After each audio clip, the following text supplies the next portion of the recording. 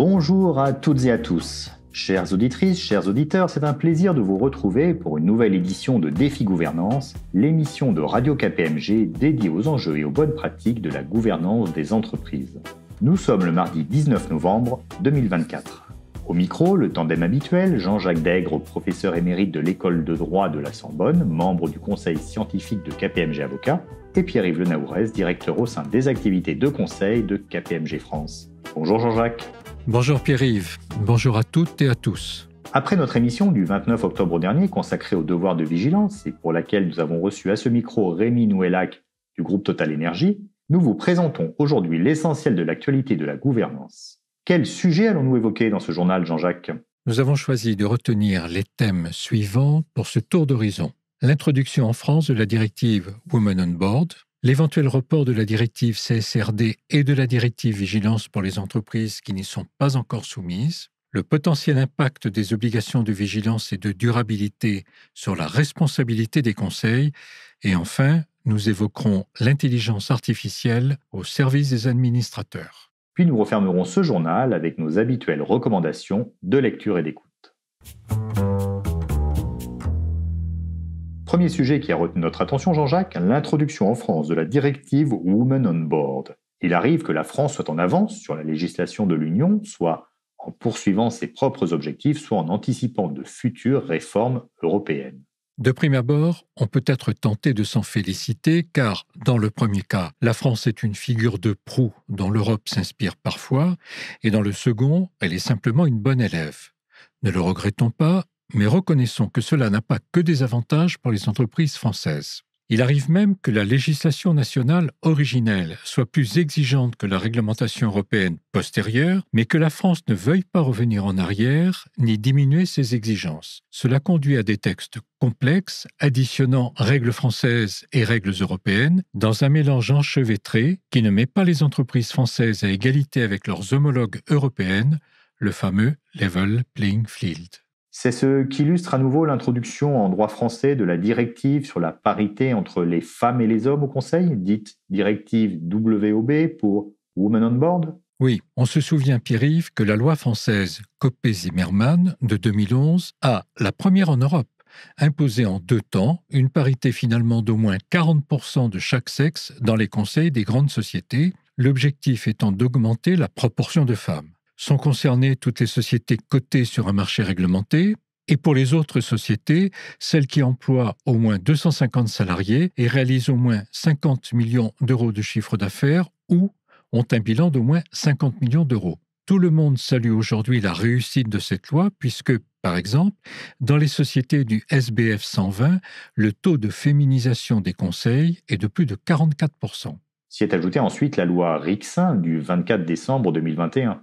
Oui, une loi, la loi Rixin, a imposé une représentation équilibrée des femmes et des hommes dans les instances dirigeantes des entreprises employant au moins 1000 salariés pendant 3 exercices consécutifs, c'est-à-dire en pratique dans les COMEX et les CODIR. Pour l'heure, le résultat est plus mitigé. Enfin, la loi Copé-Zimmermann vient d'être révisée par une ordonnance du 15 octobre dernier pour tenir compte de la directive Women on Board de novembre 2022. Oui, mais comme la France n'a pas voulu réduire la portée de son dispositif, elle conserve sa réglementation et y ajoute celle de la directive, ce qui n'est pas d'une grande clarté au résultat. Ainsi, l'ordonnance, en application de la directive, crée une catégorie supplémentaire d'entreprises visant les sociétés cotées sur un marché réglementé qui remplissent certains seuils, au moins 250 salariés et au moins 50 millions d'euros de chiffre d'affaires ou plus de 43 millions d'euros de bilan. Elles sont soumises, outre au principe fondamental de parité, à des obligations complémentaires, en particulier procédure de régularisation autoritaire en cas de défaillance et publicité renforcée. Par ailleurs, pour toutes les sociétés concernées, l'ordonnance impose de tenir compte des salariés élus au Conseil. Au résultat, il y aura dorénavant 2 catégories d'entreprises, certes soumises à des exigences fondamentalement comparables, la règle des 40% minimum de chaque sexe dans les conseils, mais pas complètement identiques. De plus, l'ordonnance française n'a pas saisi la possibilité accordée par la directive européenne de distinguer le seuil selon la composition du conseil d'administration. Effectivement, La directive offre une alternative, soit au moins 40% de chaque sexe si le conseil ne comporte pas d'administrateur exécutif, soit seulement 33% s'il en comporte. Cela aurait pu avoir un intérêt dans les sociétés françaises, dans lesquelles le président est également directeur général ou le directeur général membre du conseil d'administration. Le résultat est une plus grande complexité de la réglementation française et l'obligation pour les sociétés concernées de s'adapter à nouveau. La révision de la loi française était-elle inévitable ? De mon point de vue, pas forcément. Dans la mesure où la législation française était déjà, pour l'essentiel, en conformité avec la nouvelle réglementation européenne, sauf il est vrai s'agissant de la prise en compte des salariés administrateurs, de sorte qu'elle aurait probablement pu se dispenser de complexifier à ce point sa réglementation. Deuxième sujet de notre tour de l'actualité, l'éventuel report de la directive CSRD et de la directive Vigilance pour les entreprises qui n'y sont pas encore soumises. Une bronca semble monter dans divers pays, à l'échelle de l'Union européenne, contre l'excès de réglementation qui, selon certains, entraverait l'agilité des entreprises européennes et leur ferait courir le marathon de la compétition mondiale avec des chevilles entravées. Mais des voix se sont élevées très tôt en provenance du monde des entreprises dès la présentation de ces projets. Effectivement, Pierre-Yves, mais la nouveauté est qu'elles sont de plus en plus relayées au niveau politique. Notons, par exemple, que le Premier ministre français, qui est pourtant un Européen convaincu et expérimenté, s'en est récemment ému et a évoqué l'idée que la directive CSRD devrait être reportée sans autre précision ni sur les moyens, ni sur le calendrier, ni sur la méthode. On en reste donc aux conjectures. Pourrait-il s'agir d'un relèvement des seuils, d'un plus grand étalement de son entrée en vigueur ou de toute autre mesure ? Si je vous suis, Jean-Jacques, Michel Barnier n'est pas isolé et son analyse est partagée par d'autres. Oui, dans d'autres pays européens, la même préoccupation se fait jour. Ainsi, par exemple, en Allemagne, le chancelier Olaf Scholz s'est-il inquiété des conséquences pour les entreprises allemandes de la loi allemande sur la vigilance, ce qui laisse penser qu'il ne sera pas plus favorable à la directive européenne sur le même sujet. Enfin, Mario Draghi, qu'on ne présente plus, dans son récent rapport dont on a tant parlé sur la compétitivité européenne, s'inquiète-t-il lui aussi des effets négatifs sur les entreprises de la surréglementation européenne ? Est-ce que tout cela aura un effet alors que déjà, sous la présidence de Jean-Claude Juncker, la Commission européenne avait mis en place un plan dit de Better Regulation ? L'avenir nous le dira, donc un sujet à suivre sur nos ondes. Évoquons maintenant, Jean-Jacques, l'impact des obligations de vigilance et de durabilité sur la responsabilité des conseils. De nombreux administrateurs et membres de conseils de surveillance s'inquiètent du risque d'aggravation de leur responsabilité à la suite des obligations de durabilité et de vigilance. Ils craignent à la fois une multiplication des actions et également une plus grande facilité de leur lancement. Qu'en est-il exactement ? Le Haut Comité juridique de la place financière de Paris, le HCJP, s'était déjà préoccupé de la question en 2023, tant s'agissant du projet de directive Vigilance de l'époque que de la directive CSRD, et avait plutôt conclu à leur absence d'incidence juridique en France. Un rapport récent du Club des juristes ne vient pas démentir ce constat. Il confirme que ces directives n'ont pas posé de règles particulières de responsabilité des dirigeants et des membres des conseils, d'administration et de surveillance, pas d'obligation spécifique, pas de présomption de responsabilité, pas de présomption de causalité, pas de renversement de la charge de la preuve. Si rien n'a donc changé en matière de responsabilité des conseils, pouvez-vous tout de même rappeler à nos auditeurs que prévoit le régime actuel du Code de commerce ?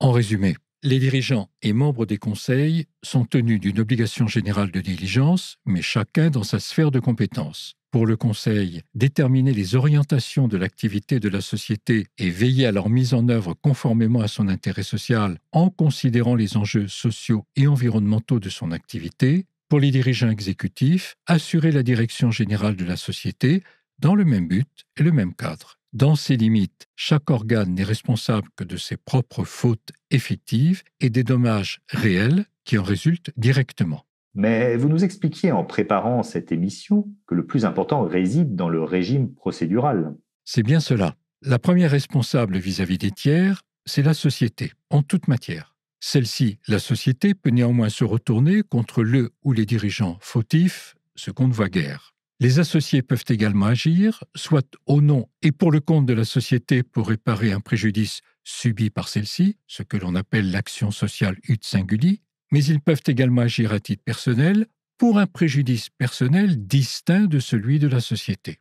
Mais les tiers ne le peuvent que s'ils démontrent une faute détachable des fonctions de l'intéressé, c'est-à-dire, selon la jurisprudence, une faute particulièrement grave, sans rapport avec l'exercice des fonctions sociales, et par ailleurs, ils ne peuvent agir que pour un préjudice personnel distinct de celui subi par la société et la collectivité des actionnaires.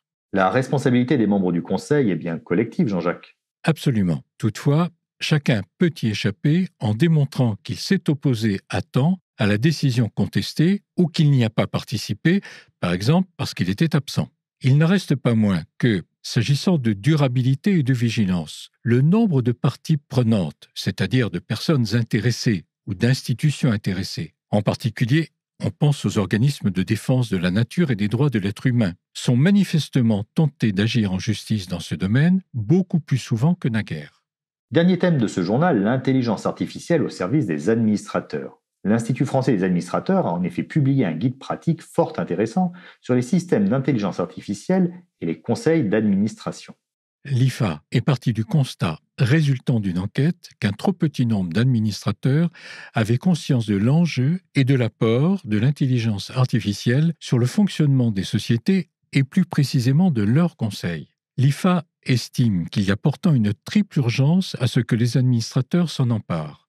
Une urgence stratégique pour les opportunités que cela ouvre, une urgence réglementaire compte tenu du cadre juridique européen et une urgence éthique car il s'agit d'une question de confiance pour les parties prenantes. Cependant, l'IFA attire l'attention des administrateurs sur le fait que les conseils ne peuvent se contenter d'inclure un administrateur compétent dans ce domaine, mais doivent globalement se familiariser avec ces systèmes. Oui, Pierre-Yves, l'exigence est collective. Il n'est pas impossible qu'un jour, des actionnaires tentent de reprocher à un conseil d'avoir manqué à sa mission en ne s'appuyant pas sur les données d'un système d'intelligence artificielle lors de la prise d'une décision stratégique. Pour l'IFA, les administrateurs devraient entamer un dialogue avec la direction générale pour doter la société de systèmes d'intelligence artificielle adaptés à ces enjeux. Ce tour d'horizon de l'actualité est maintenant terminé. Avant de refermer ce journal, quels sont vos conseils de lecture ? J'ai plusieurs suggestions à faire à nos auditeurs. Tout d'abord, la 38e édition de la Lettre de la gouvernance, parue en octobre dernier, à retrouver sur kpmg.fr. Ensuite, le guide de l'IFA sur les systèmes d'intelligence artificielle et les conseils d'administration, qui vient d'être publié. Et pour terminer, le rapport du 22 octobre dernier du Club des juristes relatif à la responsabilité civile des administrateurs et dirigeants en matière de durabilité et de vigilance. Comme à mon habitude, je compléterai vos conseils, Jean-Jacques, en invitant nos auditeurs à nous suivre sur nos pages LinkedIn, KPMG France, KPMG Business Experience et bien entendu de KPMG Avocat. Et bien sûr, nous vous invitons à écouter sans modération les précédentes émissions de Défi Gouvernance, ainsi que les autres émissions diffusées par Radio KPMG grâce à notre application mobile, récemment mise à jour et disponible dans l'App Store ou Google Play. Cette édition est maintenant terminée, merci de l'avoir suivie. Nous vous donnons rendez-vous le 17 décembre prochain pour une interview toujours consacrée à un sujet clé qui intéressera, nous en sommes convaincus, administrateurs, membres de comités spécialisés et dirigeants. Merci pour votre fidélité et à bientôt.